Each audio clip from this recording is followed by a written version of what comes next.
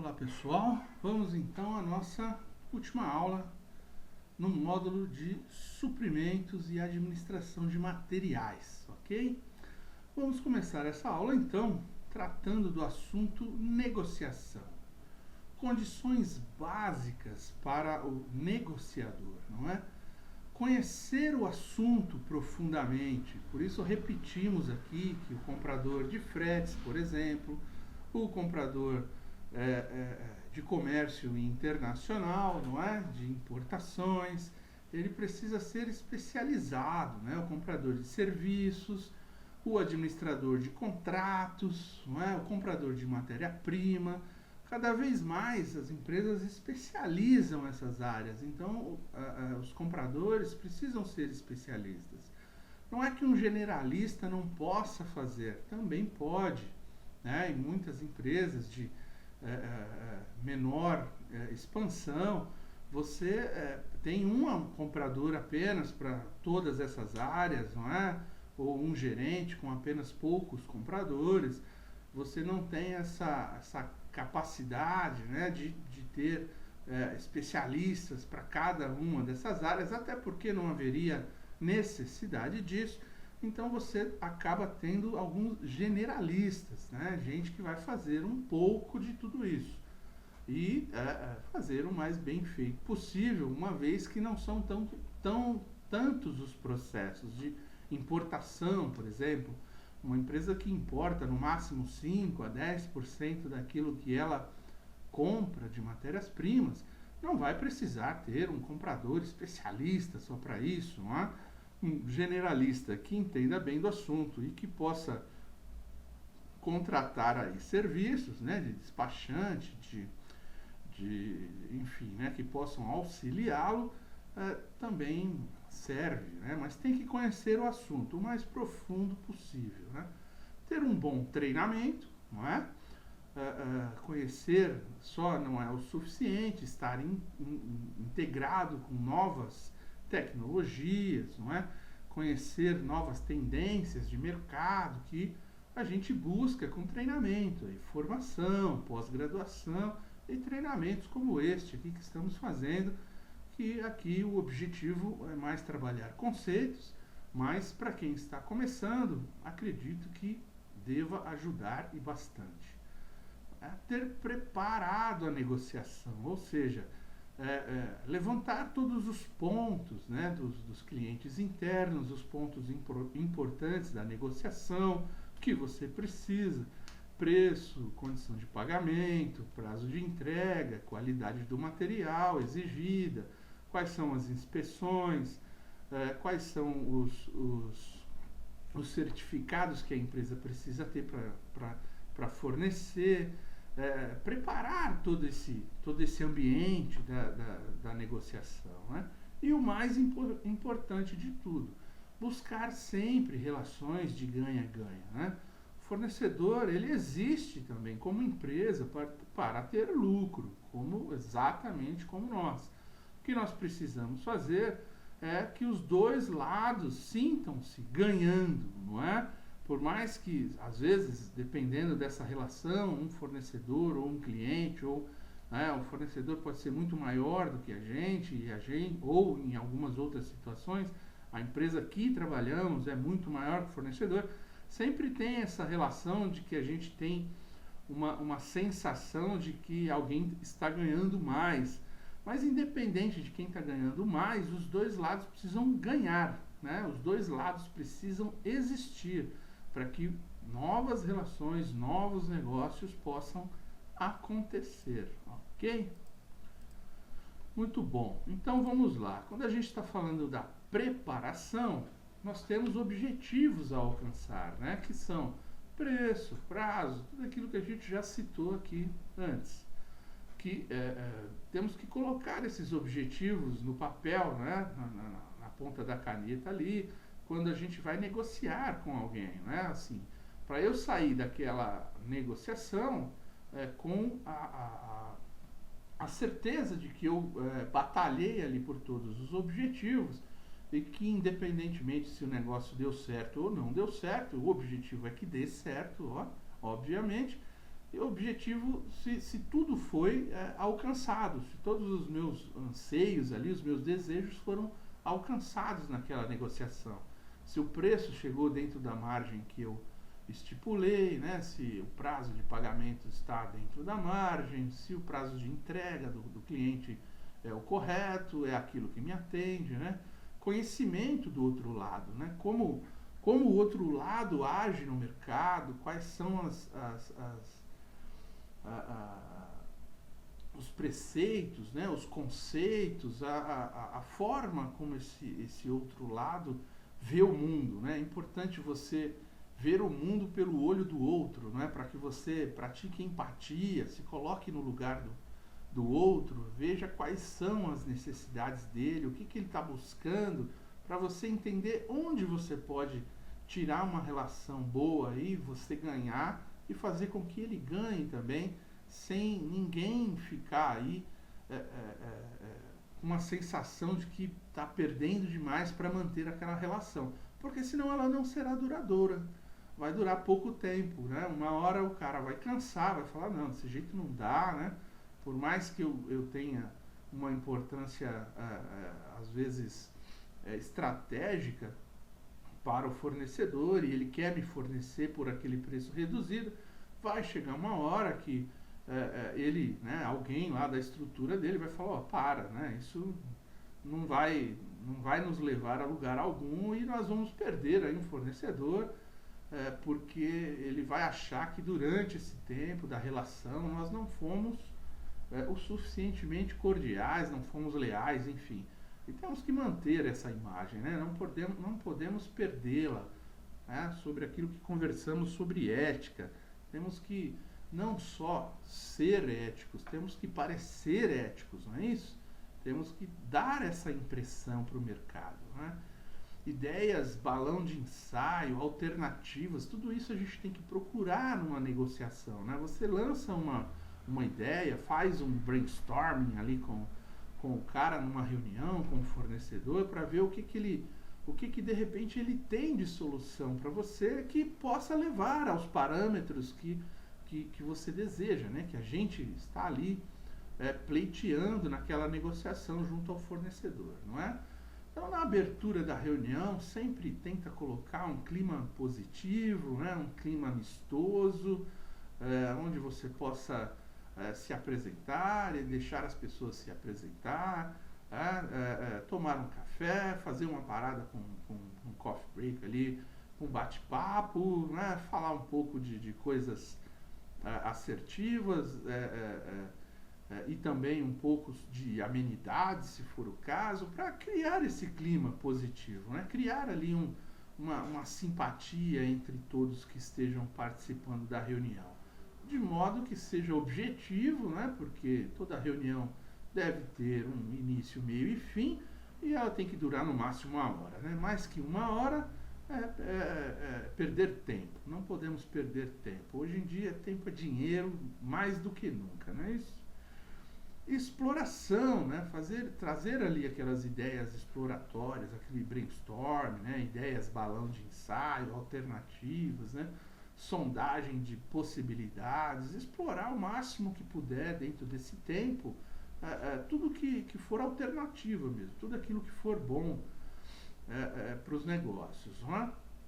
Vamos aí então permitir, né, a colocação das propostas, não é? Aquelas propostas que vão nos atender ou não, enfim, aquilo que o fornecedor se acha capaz de atender. Vamos ver quais são as propostas e aí sim vamos tirar as conclusões e tomar as decisões. Essas decisões podem ser ali mesmo na reunião, né? Se for algo muito bom de negócio ou se for algo muito mal, né? Nós vamos aceitar ou rejeitar o negócio, mas essa decisão também pode ser a posteriori, né? Depois daquela primeira conversa, né? Não precisa ser naquele momento.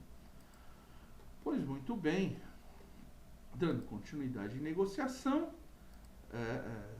atenção ao preço, né? Pois nem sempre o menor preço é o melhor. Às vezes a pessoa tem o menor preço, mas é um preço à vista, e você precisa de prazo, não é? O seu prazo de pagamento é uma coisa importante na sua empresa, então você precisa de um prazo, e o prazo com a taxa financeira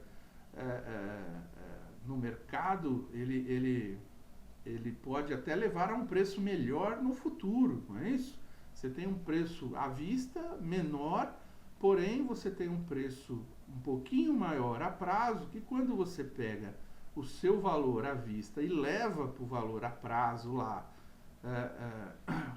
levando em conta os juros, né, o custo do dinheiro no mercado, você vai ver que o preço a prazo, que é um pouco maior no número ali, né, ele na verdade é menor quando você especula aí, quando você joga ele no tempo, não é? São exercícios de matemática financeira. O prazo de entrega deve ser adequado ao objetivo da empresa, não é? Então, o prazo de entrega é fundamental para quê? Para que você, olha, o TCP, o cliente, vendas, todos sejam atendidos, né? A produção faça lotes de acordo com o que ela quer, mas para isso o prazo de entrega do cliente, do fornecedor, perdão, ele deve ser adequado. Adequado não quer dizer nem o mais curto, nem o mais longo. É o correto, é o adequado. Então, às vezes, você tem um conjunto de preço e prazo de entrega que são mais favoráveis, que estão adequados, né? Embora não sejam os menores, mas no conjunto pode ser a melhor situação. O prazo de pagamento também é adequado, né? Lembra lá do nosso fluxo de caixa, quando nós estamos falando de adequado, mais uma vez, não estamos falando de um prazo maior ou de um prazo menor. Estamos falando de um prazo adequado. Então não adianta o cara me dar um preço melhor, um prazo de pagamento menor. Às vezes um preço um pouquinho maior, com um prazo de pagamento mais adequado, acaba nos levando a uma lucratividade maior. Super importante essa observação. Qualidade, né? Conforme a exigida nas especificações técnicas. E leia-se aqui nas especificações técnicas os desejos dos clientes. O que fixa o padrão de qualidade é o que o cliente está disposto a pagar por aquela mercadoria naquela qualidade. Às vezes você faz uma mercadoria com muito mais qualidade, que vai sair muito mais caro, mas o cliente não está disposto a adquirir aquilo. Então, assim, dependendo do material que você usa, você mantém um bom nível de qualidade com preços, né, com custos inferiores, e é isso que o cliente quer, é isso que ele deseja, não é? Exercícios de economia aqui, né, de demanda e oferta. A demanda, ela existe por algo, nós temos que ofertar exatamente aquela demanda. Não adianta eu querer impor ao mercado algo que ele não está disposto a absorver. Capacidade de fornecimento do nosso fornecedor, discutimos aqui bastante sobre esse item, não é? De continuidade, de fornecimento, de capacidade. O custo de entrega, né? Que são os fretes. Se forem lotes maiores, provavelmente o custo será menor, se forem lotes quebrados, mas se a gente trabalhar no parede a parede, se a gente trabalhar com uma operação in-house, todos esses custos podem ser reduzidos, não é verdade? Terceirizações, enfim, tudo o que é possível fazer. Impostos incidentes conforme a região. Então, algumas regiões do país, nós sabemos, principalmente na questão de CMS, tem diferentes incidências, não é? No norte, nordeste, no sul, no sudeste, são impostos, né, diferentes. São Paulo, 18%, no nordeste costuma ser 7%, se eu não me engano, 12% em algumas outras regiões, enfim. O que vem ao caso aqui é saber o seguinte: quando eu compro algo dele, qual é a incidência de imposto, né? O que depois, no final das contas, lá, eu vou conseguir fazer, eu vou abater, né, de todos os impostos de vendas, os impostos de compra, e quanto minha empresa vai pagar de impostos. Então, às vezes é importante comprar de uma região com menor ou maior imposto, depende aí da situação.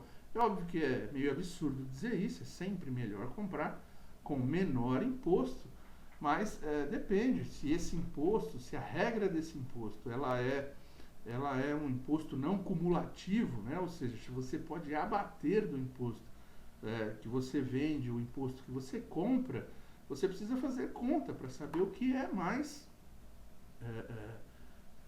o que vale mais para você, né? E há momentos que a gente compra mais, há momentos que a gente compra menos, então tudo isso no cálculo de impostos, de vendas e compras é importante levar em consideração. E aqui um contato, né, sempre muito próximo com o pessoal de contabilidade, que vão estar aí bem dentro dessa situação, né, que conhecem com profundidade, com capacidade esse assunto de impostos, ok? Quais são os tipos de negociação que a gente pode desenvolver aí, né? A tradicional, né, que é aquela que após as cotações você vai negociar descontos e outras condições estabelecidas nas ordens de compras, né? Tudo aquilo que ele colocou lá na verdade, não nas ordens de compra, né? Nas cotações, você vai ter como negociar. Então você vai negociar item a item, ponto a ponto. Olha, você tem aqui no preço, você tem aqui a condição de pagamento, você tem aqui a condição de entrega. Tudo isso você vai negociar e vai tentar fazer o mais, né, justo, né, o mais correto da sua operação, né, o mais sem quebrar nenhum fornecedor, mas espremer aquilo que pode ser tirado de uma negociação. A negociação ela tem que ser feita usando todas as ferramentas de inteligência, de capacidade dos dois lados. Uma negociação aberta é tipo um leilão, onde todos terão acesso aos preços ofertados pelos concorrentes. Ou seja, de repente você pode criar um sistema de leilão. Você coloca lá no seu software tudo o que você precisa comprar lá de material que seja produtos e serviços que tenham menor especificação técnica, né? Que praticamente o que importa é o material ali, tipo material de limpeza, material de escritório, materiais auxiliares para produção, aqueles itens que não tem tanta especificação, e você coloca lá, olha, quem der o menor preço, eu tenho lotes aqui, eu preciso de tanto para tanto, pago dessa forma. E as pessoas vão entrar lá e vão dar os seus, né, as suas, colocar os seus preços, né, dentro daquelas condições que você estabeleceu. E todo mundo vai conseguir, todo mundo que se cadastrar no sistema, todos os fornecedores interessados, vão conseguir entrar lá e fazer seus lances, não é? Alguns desenvolvem até sistemas randômicos, né, que fazem ofertas e ofertas até um limite que ele estabelece no software dele lá, para ir baixando esse preço. Então, o leilão ele pode ser ou não pode ser interessante para sua empresa, para alguns itens, né? Isso pode ser levado em consideração. Ou não, né? Se você não quiser fazer o leilão de forma sistêmica, né? Num sistema, você pode fazer ele mesmo ao vivo, né? Reunindo ali todos os fornecedores e fazendo mesmo tipo um leilão, né? Não é muito educado, né? Não é, mas pode ser feito, enfim, né? Fechada, aquela negociação fechada também é tipo um leilão, mas aqui ninguém terá acesso aos preços ofertados pelos concorrentes. Você vai abrir ali os envelopes, todo mundo vai fazer os seus preços, você vai abrir os envelopes e aquele que melhor te atender, né? Com preço, condição de pagamento, prazo de entrega, qualidade e outros, né, que sejam importantes, outros conceitos e outros desejos seus, né, que sejam importantes, estejam ali compreendidos. E você pode fazer os contratos, como já dissemos antes aqui sobre os contratos. Através desses, pode-se conseguir melhores condições gerais e podem ser de tempo pré-determinados ou não, não é isso? Tudo aquilo que a gente falou, eu vou fazer um contrato de fornecimento, vou comprar só de você, desde que você me garanta a entrega. Se você não me entregar, nós vamos colocar aqui multas, nós vamos colocar aqui penalizações, não é? Enfim, E esses contratos, eles são feitos para serem cumpridos, e eles podem ser por tempo determinado, né? Ou se for um contrato por tempo indeterminado, se for aberto, qual é o tempo, né? A cláusula que vai constar lá de revisão desse contrato, enfim. Tudo isso é importante numa negociação. Então, são alguns tipos de negociação que podem ser realizadas. E mais uma vez vamos falar sobre ética profissional. Seguir fielmente as determinações da companhia, os códigos de ética, aquilo que é moralmente desejado, não é? Comportamento pessoal, não é? Forma de tratamento de pessoas, evitar qualquer tipo de assédio moral, sexual, enfim. Evitar apelidos, evitar comentários que não são desejados, não é? Todo tipo de pessoa vem para essas negociações. Às vezes nós não conhecemos as pessoas têm religiões diferentes, as pessoas têm valores familiares diferentes. Todo cuidado é necessário aqui nesse tipo de relação profissional, tá ok?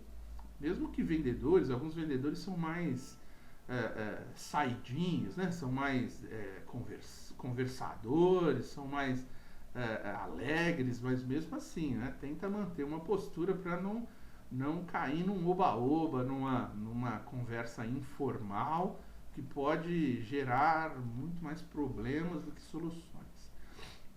Manter sempre um clima cordial, porém formal, evitando aberturas para propostas indecorosas, não é? Tem muito vendedor que, no afã de conseguir ali aquele grande cliente, aquela grande conta, né, aquela grande venda, ele vai oferecer algumas coisas que não são usuais, né? Toda e qualquer oferta deve ser dirigida para o ganho da empresa, da qual você recebe o seu salário, você trabalha duro para conseguir o seu sucesso, né, as suas promoções. Então, tudo aquilo que puder ser conduzido para descontos, que seja, né? Então, não cabe aqui qualquer tipo de proposta que não seja proposta profissional, é proposta dentro do objeto de negociação, né, daquele contato comercial. Caso receba alguma proposta dessa, você tem que reagir com sobriedade, né? Exigindo, pedindo, solicitando que as negociações mantenham-se no clima empresarial. Então, sai do clima ali do oba-oba e volta para um clima formal, sempre, né? Na empresa. E mesmo fora da empresa, mesmo que você encontre essas pessoas fora da empresa, eventualmente ou não eventualmente, né, por algum motivo, relações familiares, relações humanas, né, tenha sempre em mente a separação das coisas, aquilo que dissemos, né, não basta ser honesto, temos que parecer honesto. Então, para isso, tem que evitar qualquer tipo de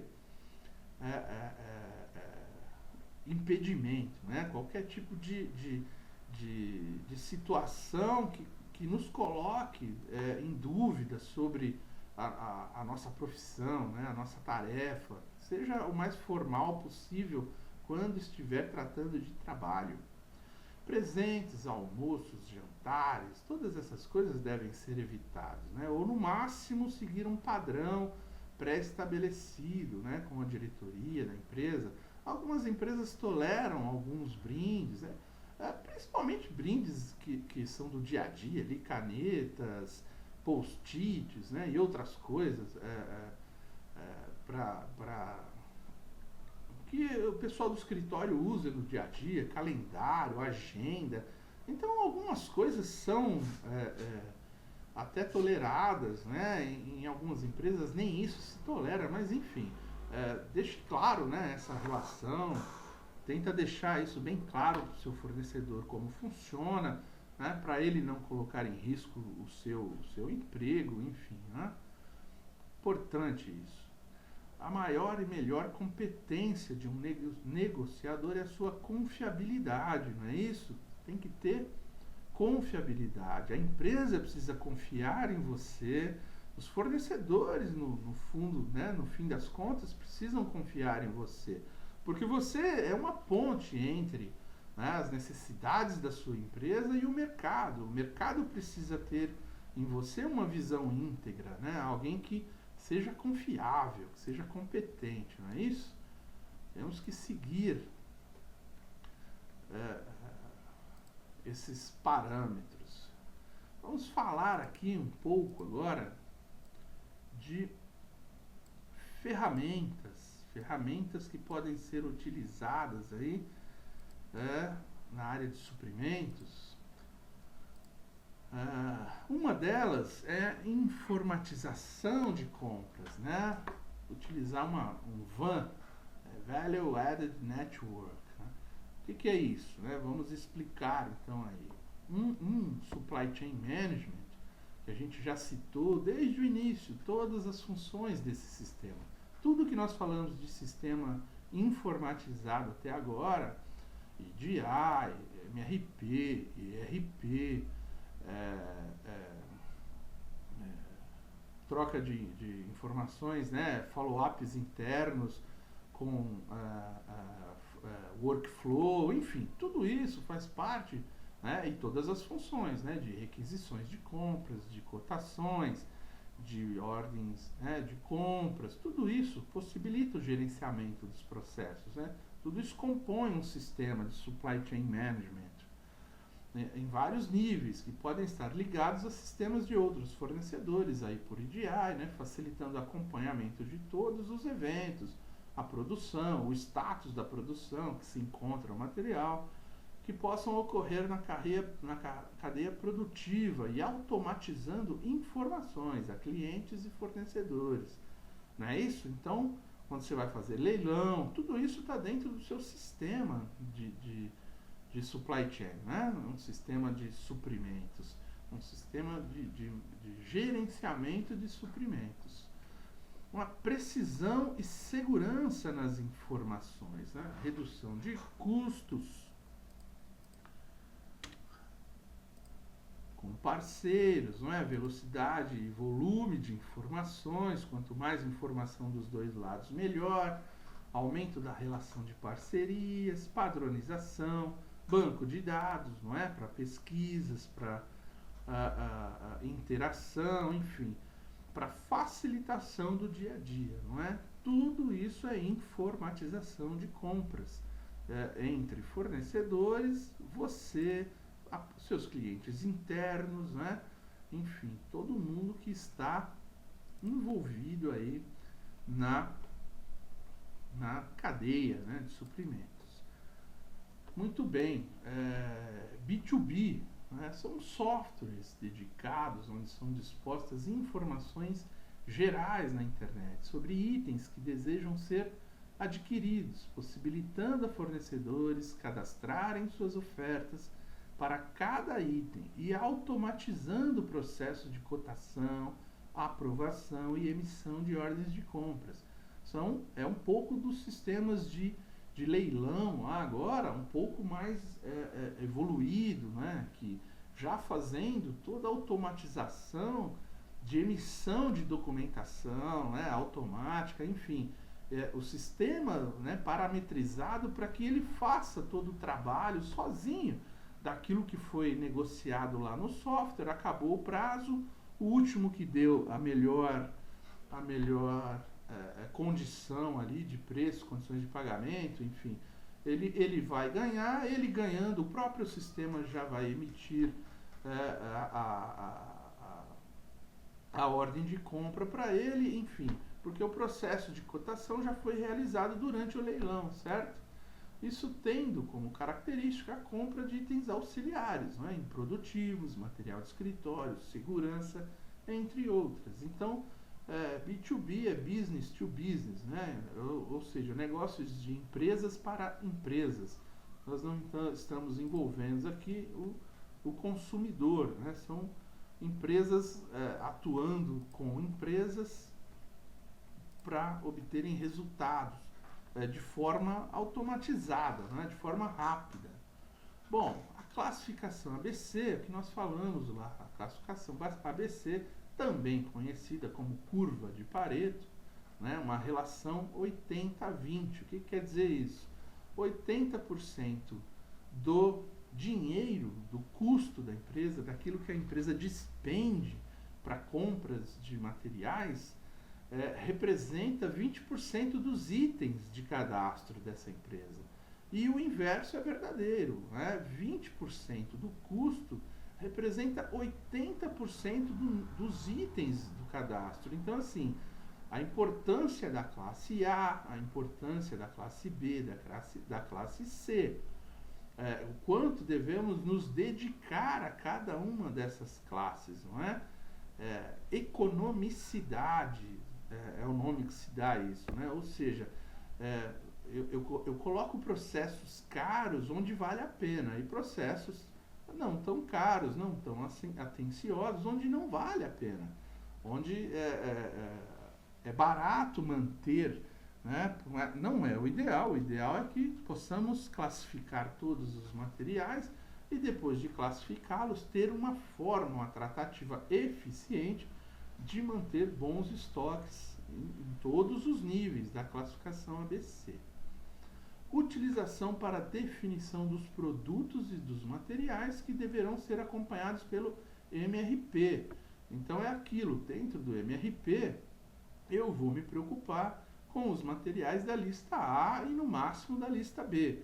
A lista C, eu não vou seguir com tanto rigor, eu vou colocar um sistema de reposição automática. Os estoques mínimos, né, o estoque de segurança desses itens vai ser um pouco mais alto, mas o custo de administração ele vai ser menor do que o custo do estoque gerado. Então, é uma relação boa de se fazer, é uma análise boa e que vale a pena, mesmo mantendo o estoque de itens barato um pouco mais alto.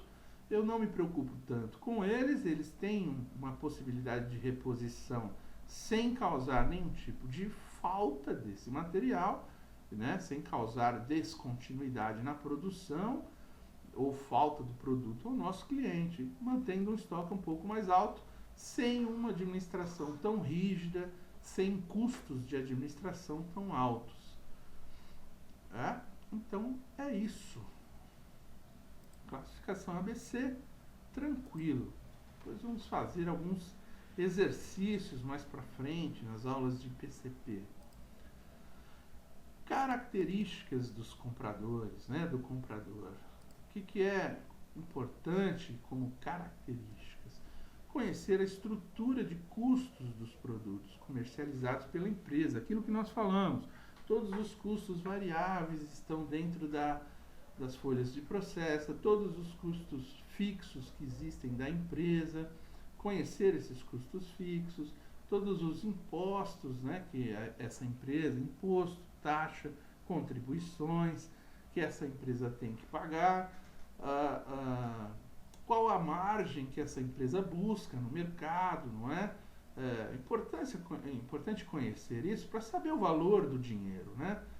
Porque uma empresa, se vender tudo que ela tem ali, todo aquele patrimônio, e aplicar no mercado financeiro, ela vai ganhar tanto de dinheiro, não é isso? E esse tanto de dinheiro ali, com toda aquela estrutura, funcionários, pagando impostos, essa administração complexa toda, tem que valer a pena, não é? Então a indústria ela tem que existir para a valorização do seu patrimônio, lógico, mas para o lucro, para a lucratividade, não é? Para que os ganhos sejam tão bons ou melhores que os de mercado financeiro, né? De atuação financeira. Conhecer processos e lead times de produção, né, dos produtos da empresa que atua. Desde o momento que você comprou o material, que o material chegou, você conhece bem esses lead times, tem que conhecer.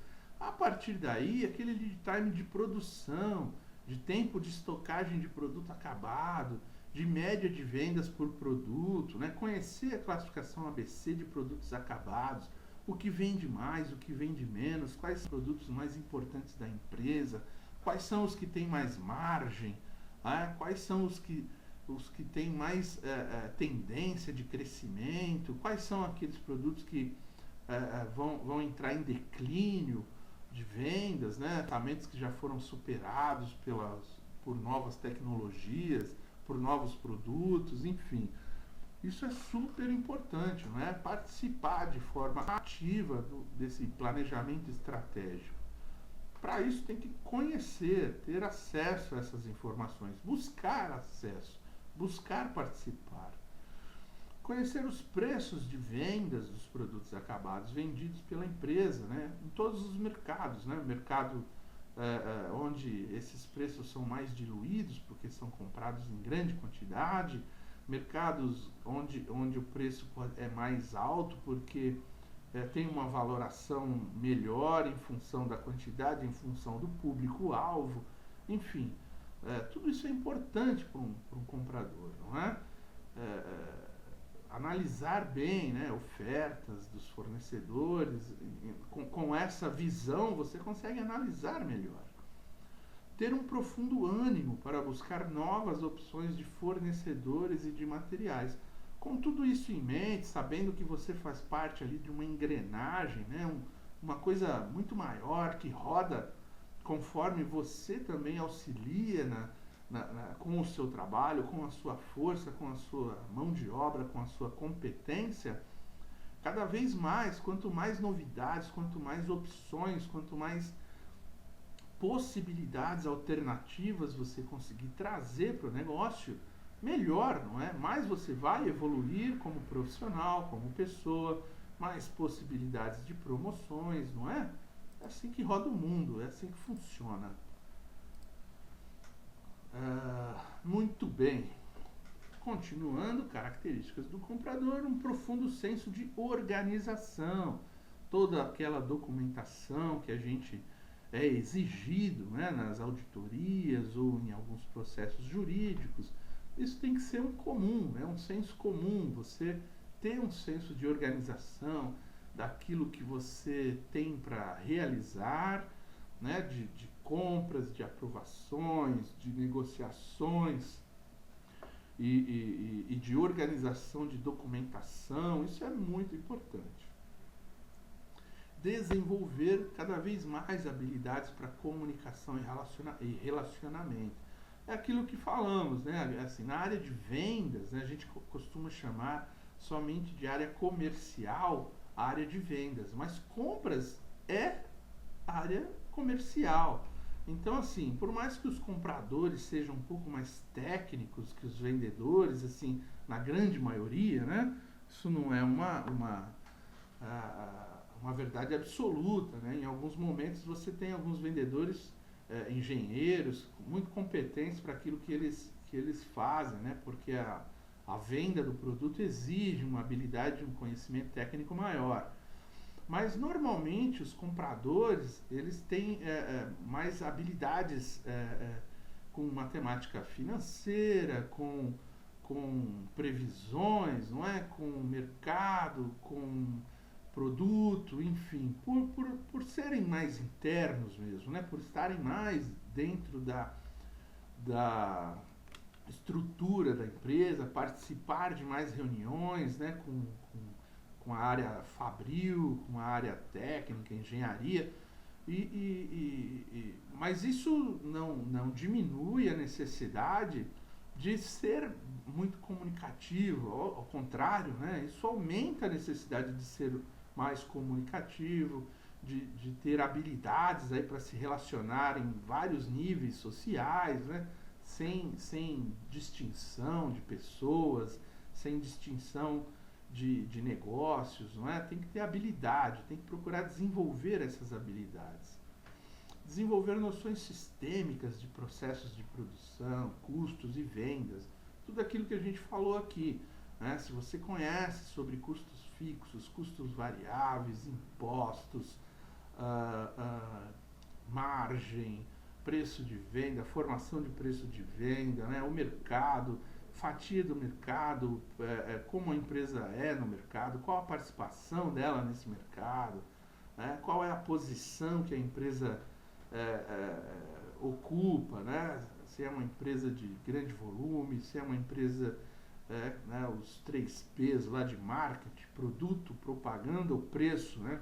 Qual é o nosso foco, né? Se você conhecer essas ferramentas, todas elas são noções sistêmicas, né, que você acaba melhorando aí o gerenciamento da sua área. Um profundo senso de responsabilidade e objetividade voltados a resultados. Tudo isso sempre buscando resultado. Tudo que a gente realizou até agora de habilidade, de noções sistêmicas, de conhecimento, de negociação, tudo isso com muita responsabilidade e sendo objetivo, sempre sendo bastante objetivo, né? Para chegar a resultados. Relação ganha-ganha, mas resultados é super importante. Manter-se com os pés no chão, né? Às vezes, por vivermos aí em grandes negócios, grandes empresas, começamos a achar que somos aí, né, ave César. E não é nada disso, tá? Somos só trabalhadores como todos na empresa, independentemente de trabalharmos aí com grandes resultados, grandes processos, processos importantes, às vezes internacionais. Mantenha os pés no chão e seja cordial com todos. E por último, não menos importante, mantendo aí uma agenda comercial, né? Além de todos os trabalhos internos, relações internas, relações com fornecedores, temos que ter uma agenda comercial também, não é? Visitar nossos fornecedores, né? Para que as atividades, os processos de compra sejam otimizados. Necessitamos criar uma agenda muito bem definida por tipo de material e fornecedor, né? Pois os contatos pessoais em algumas situações são imprescindíveis, né? Por exemplo, o cara que compra serviços, né? Fretes, restaurante, limpeza, tudo isso parece situações fáceis de se negociar ali dentro da empresa, no dia a dia, mas quando você vai visitar os fornecedores, você vai dentro da estrutura dele, você entende um pouco mais sobre a característica desse fornecedor, não é? A essência das pessoas ali envolvidas. Isso é fundamental para o desenvolvimento de negócios. Criar agenda para receber visitas ou para realizar reuniões periódicas com fornecedores, estabelecendo dia e hora certo. A maioria das empresas já faz isso, né? O comprador dedica lá um dia da semana para receber os fornecedores, não é? Marcar as reuniões, fazer os contatos, novos fornecedores que pleiteiam ali visitas, né? Reuniões. Você concentra bem numa agenda e faz dessa agenda uma organização para atender a todos o melhor possível. Criar uma agenda de visitas externas para garantir, né, um sistema de qualificação e prospecção de novos fornecedores. Sair um pouco, né, de dentro da nossa estrutura e ver como funciona uma outra estrutura. Como esses fornecedores trabalham, né? Alguns mais técnicos, outros menos técnicos, mas todos eles sempre têm algo a nos ensinar, né? Todo mundo realiza algo muito bem, que a gente pode aprender, né? É o tal do benchmarking, você fazer visitas de processos, acompanhar os processos, saber como é produzido, como funciona, essa troca de informações, essa absorção de conhecimento vai te ajudar e muito nas suas atividades. Pois muito bem, aqui finalizamos então as nossas aulas de administração de suprimentos e materiais. Abordamos aqui, portanto, todos os processos importantes nessa área e que se relacionarão com outras áreas que vamos estudar mais para frente agora nas nossas próximas aulas, ainda dentro do conceito de logística integrada. Finalizamos aqui as aulas de suprimentos e administração de materiais. Agradeço a companhia, a paciência de todos, muito obrigado e até breve.